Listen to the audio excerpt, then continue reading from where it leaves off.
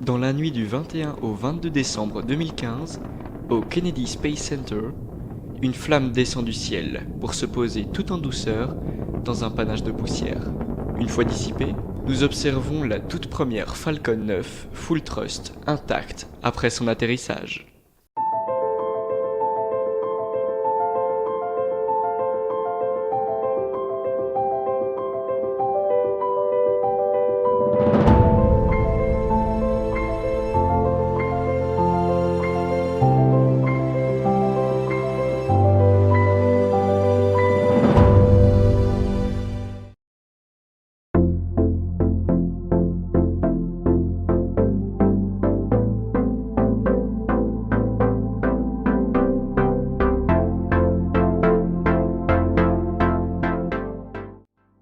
Cette fusée a pour particularité impressionnante de pouvoir faire atterrir son premier étage de plus de 50 mètres de haut et de plus de 20 tonnes.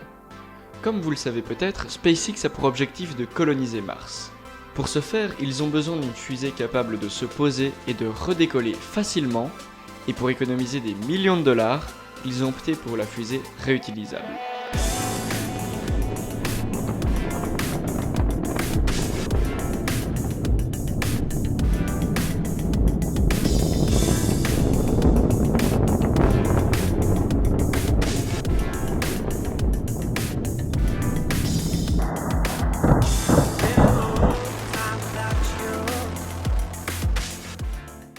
La Falcon 9 est donc leur tout premier lanceur capable de se poser et de redécoller après une bonne révision.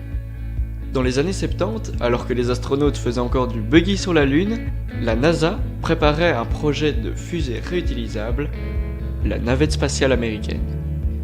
Les 6 navettes ont eu une grande et glorieuse vie, mais elles n'étaient pas si rentables que ça.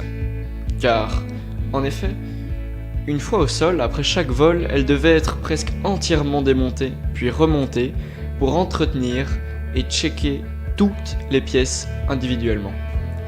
Et les boosters latéraux, eux, étaient que très peu réutilisés, puisqu'en tombant dans l'océan, le sel abîmait fortement les boosters à poudre, et ça coûtait moins cher d'en reconstruire des nouveaux, plutôt que de refaire fonctionner ceux-là. Quant au réservoir principal, il brûlait quasi dans son entièreté pendant sa descente dans l'atmosphère. Donc, une navette spatiale, oui, mais réutilisable, pas vraiment. SpaceX, eux, ont visé bien plus haut. Faire atterrir plus de 90% de la fusée. Comprenez le lanceur, avec la capsule ou la coiffe si possible, en utilisant une technologie de pointe et des logiciels ultra développés. Étape numéro 1. Décollage de la fusée avec sa charge utile. Après 2 minutes 30 de vol et à une altitude de 65 km, nous arrivons au point MECO. Le point MECO signifie l'arrêt des moteurs principaux et la séparation des 2 étages. Étape numéro 2. Le 2e étage allume son moteur tandis que la Falcon continue sur son élan et en profite pour déployer ses grid fins. Les grid fins, ce sont des grilles en titane, leur rôle permet de diriger la rentrée du lanceur à haute vitesse. Mais pour l'instant, dans le vide spatial, ils ne servent à rien, car les grid fins sont basés sur l'orientation de l'air. Pour contrer ce problème, les propulseurs à gaz se mettent en route pour contrôler l'orientation de la fusée et qui va lui permettre de faire en moins de 2 minutes un tête-à-queue pour mettre les moteurs au devant de la marche. Pendant 30 secondes, 3 d'entre eux sont rallumés pour ralentir et incurver la trajectoire vers le sol. C'est pendant sa chute libre que les grid fins font leur entrée en service, puisque l'air retrouve peu à peu de la densité. Maintenant, en fonction de la mission, 2 choix sont possibles. Soit la fusée a encore une petite chance de pouvoir atterrir sur Terre, fait demi-tour et revient se poser à Cap Canaveral, son point de départ. Mais si le point de non-retour est franchi, la fusée continue sur sa route et va se poser sur une barge située en pleine mer. Dans les 2 cas, 30 secondes avant l'atterrissage, le moteur central est rallumé. Avec sa poussée variable, il va pouvoir contrôler avec précision la descente jusqu'au sol. 6 secondes avant le toucher, les impressionnants trains d'atterrissage de 18 mètres d'envergure sont déployés.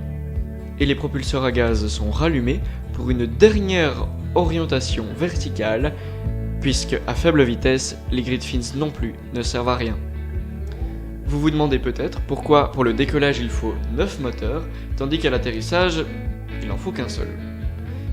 Eh bien, c'est très simple. Sans sa charge utile et avec 95% de carburant en moins, le lanceur perd une masse considérable. Les ingénieurs chez SpaceX ont une tâche très complexe à accomplir. Déjà, faire atterrir un cylindre venant à une vitesse supersonique. Mais aussi devoir calculer le moindre gramme de carburant pour, déjà d'une, ne pas tomber en panne sèche, et de deux, puisque si la fusée arrive avec trop de carburant, cela n'aura servi strictement à rien, puisque le carburant n'aura fait qu'un aller-retour de l'espace à la Terre et aura demandé plus de puissance au décollage. Malheureusement, cette technique de récupération n'est pas infaillible et a ses limites, puisque, en effet, la Falcon 9 a beau être très efficace, elle ne peut effectuer qu'une dizaine de vols avant d'être recyclée. On parle quand même d'un lanceur de plus de 50 mètres de haut, de plus de 25 tonnes à vide et qui revient d'une course à 7000 km/h. Même si ce n'est pas la plus grande des fusées, l'exploit, lui, est bien plus grand, car c'est en commençant petit que l'on réalise l'impossible. Car oui, SpaceX n'en a pas fini avec la réutilisation de ses lanceurs. Rappelez-vous, en début d'épisode, je vous ai dit que SpaceX avait pour objectif de coloniser Mars. Starship Super Heavy en est la preuve.